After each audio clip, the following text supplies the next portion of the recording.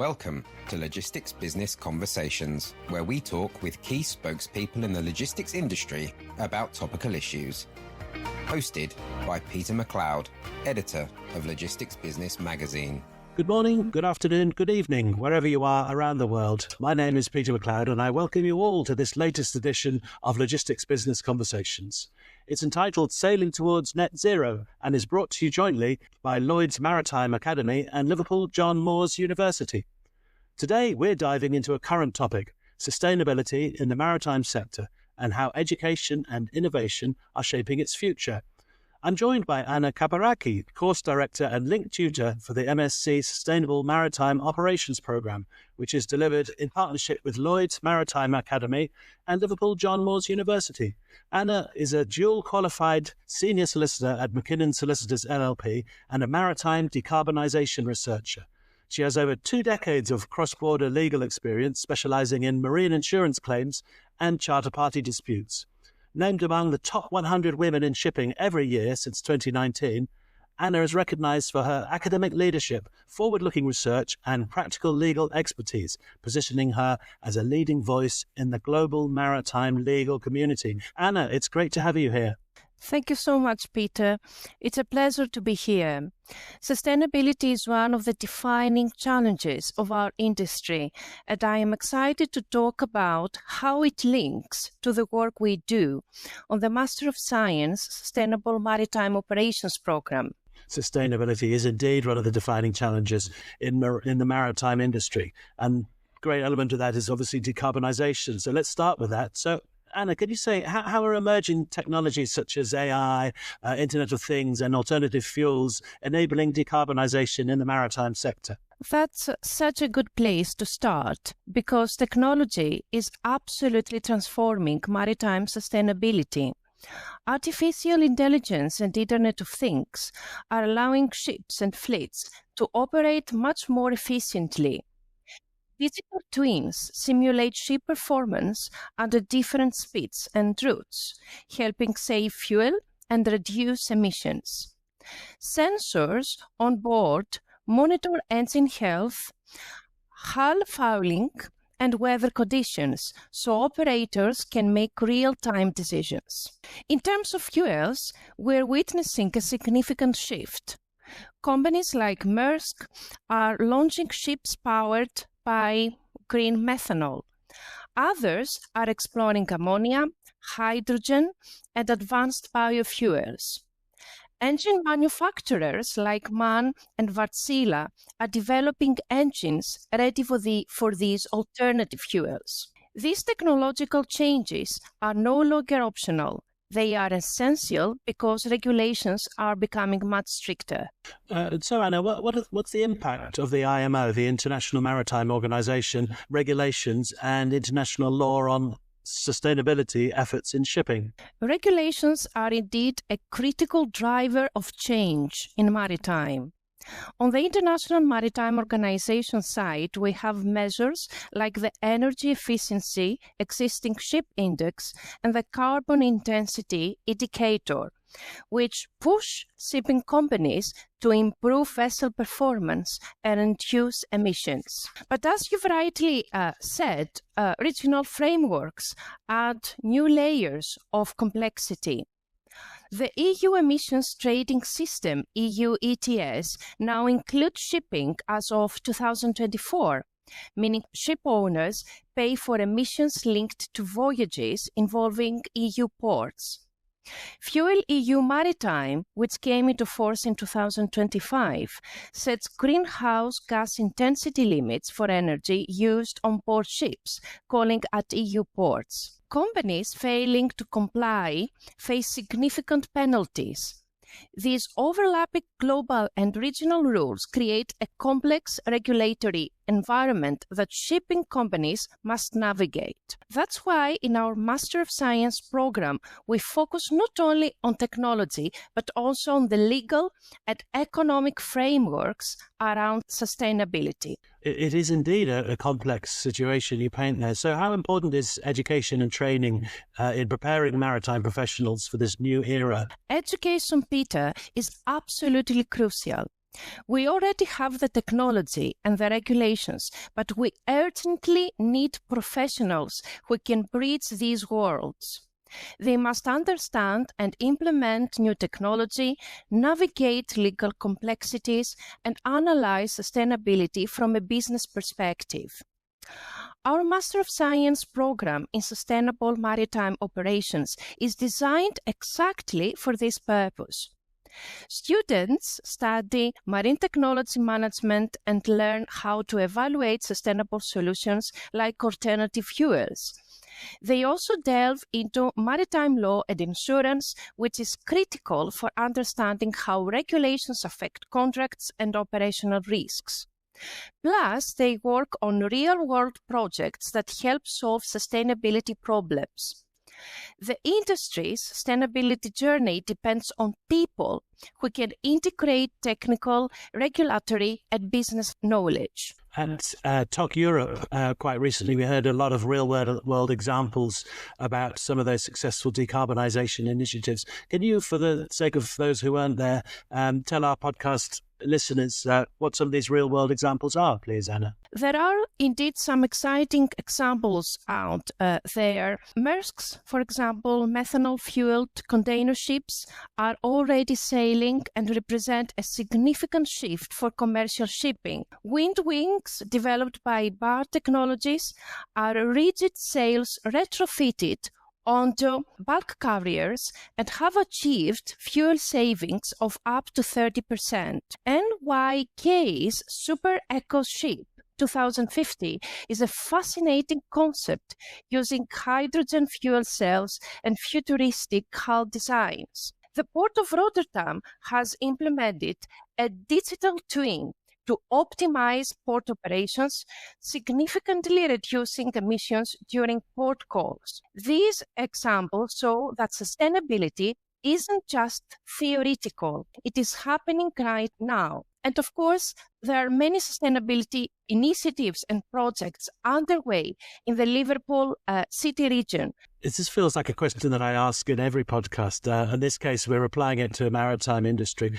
We talk a lot of the time about resilience within the supply chain. So how can the maritime industry create that resilience within their supply chain while also reducing environmental impact? That's an excellent question, Peter, because COVID-19 revealed how vulnerable our global supply chains are. At the same time, there is growing pressure to reduce environmental impact. Sustainable supply chains involve shorter routes where possible, avoiding congested critical passages like the Suez Canal, and making greater use of digital platforms to improve visibility and efficiency. Lower carbon transport modes such as rail and inland waterways are increasingly being considered. In our Master of Science program, the International Trade and Global Transport Systems module helps students to check modal disruptions and consider supply chains that are both sustainable and resilient. And does intermodality play a role in improving efficiency and sustainability in maritime logistics? Intermodality is essential because it allows different transport modes to work together in ways that reduce environmental impact. Rail is a good example. It cuts down on road congestion and significantly lowers emissions. Inland shipping is also a low carbon alternative compared to trucking. Digital systems are helping to link ports, rail networks, and trucking seamlessly.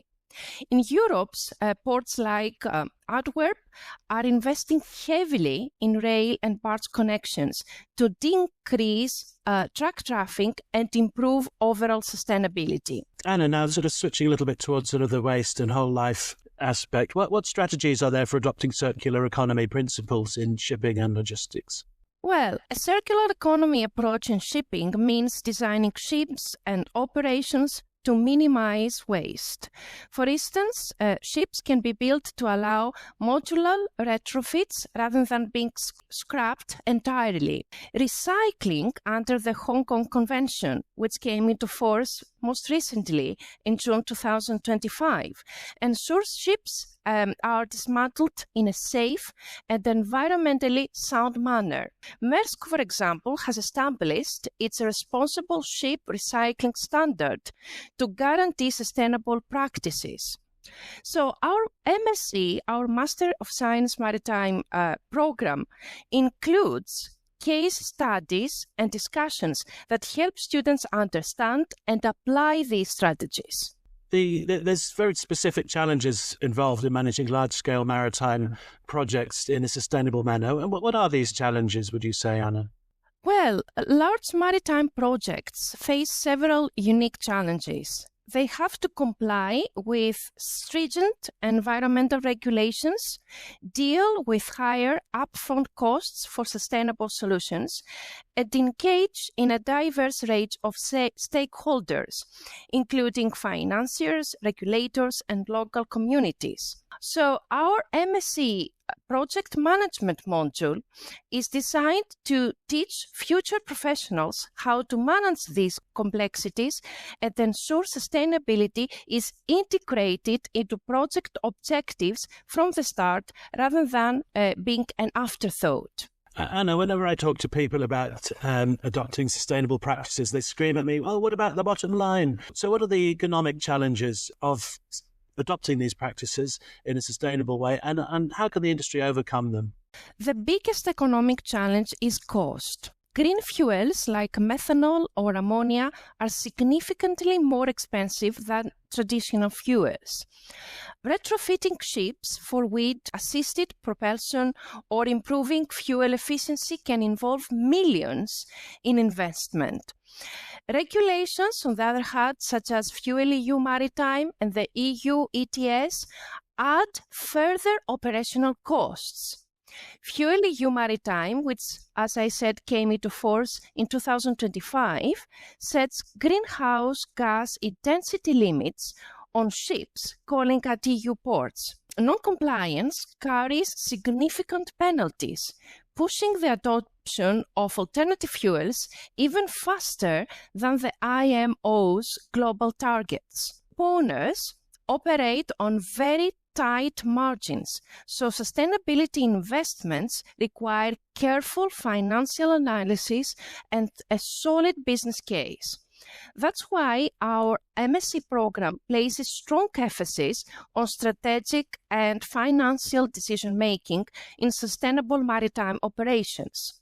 Anna, you're a shipping industry expert. I bet you get up in the morning excited to see what the future that you face is going to be like. So what are some of the innovations in marine technology that get you most excited? There's so much happening in this space, including, of course, the Liverpool City region. Wind-assisted propulsion systems like Norse Power's rotor sails are already delivering fuel savings. Air lubrication systems are being developed to reduce hull friction. Companies such as MAN and Wärtsilä are advancing hydrogen and ammonia engines. High-performance hull coatings also help reduce fuel consumption. Another emerging technology is carbon capture and storage on board ships. Instead of immediately switching fuels, some ship owners are exploring systems that capture carbon dioxide from exhaust gases and store it on board for discharge and processing ashore. It's still in the early stages and comes with challenges around cost, space, and safety, but it could be an important transitional solution for vessels where alternative fuels are not possible. I love asking this question. What skills and knowledge will future maritime professionals need to lead sustainable operations? Future maritime professionals will need a combination of technical, legal, and economic knowledge. They'll need the data skills for working with digital tools like digital twins and emissions reporting systems. Strategic thinking will also be essential to balance sustainability goals with business performance. Our MSc program is specifically designed to build these capabilities. And what career opportunities exist for people entering the sustainable maritime sector? Thank you for this question, Peter. There is a wide range of new career paths emerging at the moment. Sustainability managers, ESG compliance officers, consultants specializing in decarbonization strategies, and analysts focused on carbon markets and sustainable finance are all in demand. It's also important to mention frameworks like the Poseidon principles, which banks use to assess whether ship finance portfolios align with climate goals. If ship owners want financing, banks increasingly require evidence that vessels are compliant with decarbonization pathways. Similarly, the Sea Cargo Charter enables cargo owners and charterers to measure and report greenhouse gas emissions associated with their shipping activities. Both of these initiatives mean sustainability is not just a regulatory or technological issue, but also a financial and commercial imperative. Therefore, professionals who understand this evolving landscape in the shipping sector will be extremely valuable. And, as we've talked about it, that, it's not just technological advances, but also the frameworks in which businesses have to operate that they're going to shape the future of shipping. So what is the impact of international maritime law and insurance on sustainability efforts within the sector? Law and insurance are deeply linked with maritime sustainability. International conventions set the global framework, while regional regulations like the FuelEU Maritime and the EU ETS introduce specific compliance obligations and commercial risks. Marine insurers are starting to include sustainability-related clauses in their policies. By referring to policies, I mean the marine insurance contracts. Charter parties increasingly contain green clauses obliging vessels to meet certain emission standards. Therefore, our MSc program is most relevant, and more specifically, a module in this program, the Law and Marine Insurance module, explores how these legal changes affect commercial decisions and risk management in the shipping industry. And Anna, it's a sector that's, sometimes it can be accused of not being the most up-to-date when it comes to technology, or possibly that's because it can be slightly moribund by some of the, union issues going on. Certainly in my experience of the last few years, I've really seen tremendous technological advances within the sector. So I was just wondering, how are these technologies now transforming maritime operations and compliance? Well said, Peter. I think that there has been massive progress in terms of technology. Technology undeniably is playing a massive role in simplifying compliance and operations. Digital platforms now automate regulatory reporting for requirements like the carbon intensity indicator and fuel EU compliance, not directly related to sustainability in terms of alternative fuels. Also important to mention the use of electronic bills of lading that help reduce paperwork and carbon footprint. These technological advances are becoming essential as sustainability reporting grows more rigorous. Now, Anna, putting on your Maritime Decarbonisation Researcher hat, what role would you say research plays in driving innovation and solving challenges in the maritime sector?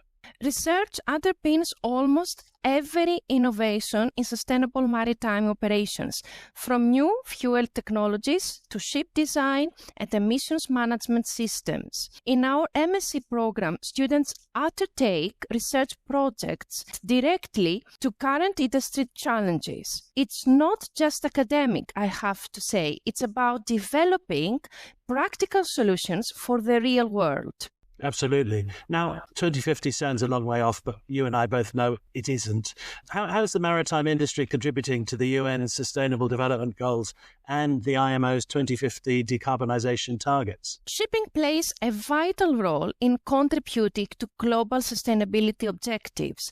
The industry is crucial for achieving a Sustainable Development Goal 13, which focuses on climate action, and Sustainable Development Goal 14, 2014, which aims to protect life below water. The International Maritime Organization has established targets for achieving net zero emissions around 2050, while regional frameworks, for example in the European Union, like the Fuel EU Maritime, often set even stricter timelines. Beyond technological measures, sustainability reporting is becoming increasingly significant. The European Union's Corporate Sustainability Reporting Directive, or well known as the CSRD, requires shipping companies and logistics companies to disclose extensive data on environmental impacts, emissions, and sustainability strategies. This will influence business decisions, investor relations, and partnerships. Our MSc program explores these developments because they are reshaping how maritime businesses operate. Anna, so what alternative fuels or renewable solutions do you think we might see in shipping by 2050? A very good question, Peter. The fuels of the future will likely include green methanol, which is already in use, as well as ammonia, which produces no carbon dioxide emissions. In relation to ammonia, we should also consider significant safety measures are required. Hydrogen is another promising option, although there are still challenges related to storage and infrastructure. Hybrid solutions combining wind and solar power for auxiliary energy are also under development. Each option comes with its advantages and complexities, and our MSc program analyzes these trade-offs so graduates can make informed decisions. So it's fair to say the buzz around Talk Europe was around AI and the sort of digitization of the industry. So how are global trade and transport systems able to evolve to prioritize sustainability? We're seeing supply chains becoming more regionalized and cargo owners increasingly demanding transparency on emissions. Green corridors are being developed between specific ports to ensure low or zero emission routes. Digitalization makes all of this possible by providing the visibility and data required to monitor and reduce environmental impacts. Finally, in this section, Anna, how important is education and research in achieving these ambitious sustainability goals? Education and research are fundamental. Technology alone won't solve these challenges. We need professionals who can understand complex regulations, implement sustainable technologies, and develop business strategies that balance environmental responsibility with commercial viability. Our MSc in Sustainable Maritime Operations is designed to equip people with precisely these skills so they can lead the maritime industry efforts through the sustainability and just transition. So we talked a lot about this. Very important that we actually have some sort of case studies about decarbonisation and circular economy initiatives. So can you give us some of those where they've been taking place in the maritime industry, some real-world examples? Absolutely. Green corridors, which are specific routes planned for low or zero emission operations, are already being established. The Port of Rotterdam's digital twin technology is optimizing port calls to reduce emissions. Sustainable ship recycling, aligned with the Hong Kong Convention that I referred previously, is being implemented to ensure ships are dismantled safely and sustainably. These aren't theoretical concepts. They are being put into practice right now. Of course, there are legal and regulatory hurdles facing companies when adopting these sustainable practices. What are some of these hurdles, Anna? Companies encounter at the moment and currently numerous challenges, including differing regional regulations, such as the contrast between Fuel EU Maritime in Europe and the IMO's global international rules. Sustainable finance, on the other hand, is imposing new reporting standards, and green technologies often come with higher upfront costs. This environment demands professionals who understand the technical, legal, and commercial dimensions of sustainability. I was wondering if you could tell me, how does the MSc program that you lead prepare professionals to lead in this space? Our program covers marine technology, law, economics, and management. It's delivered by knowledgeable academics and is deeply rooted in practical problem solving through case studies and research projects. Graduates leave equipped to drive sustainability efforts and help the maritime industry achieve both environmental and commercial goals. Well, Anna, as we're reaching the end of our allotted time, I have to say this is a very insightful podcast, an area we love talking about. And it's also very clear that sustainability is both a challenge and, of course, an enormous opportunity for the maritime world. Thank you, Peter. It's been a pleasure. Thank you for hosting me. Sustainability will definitely define the future of maritime, and I am excited to help, together with a team of knowledgeable academics and active researchers, train the professionals who will inevitably lead this change. Thank you to Lloyd's Maritime Academy and to Liverpool John Moores University for supporting this edition of Logistics Business Conversations. And thanks to you, the listener, for joining us today. Wherever you get your podcasts from, please subscribe to Logistics Business Conversations to make sure the next edition is delivered straight to you as soon as it's released. Until then, it's goodbye from Anna Kaparaki. Goodbye. And it's goodbye from me, Peter MacLeod. Goodbye.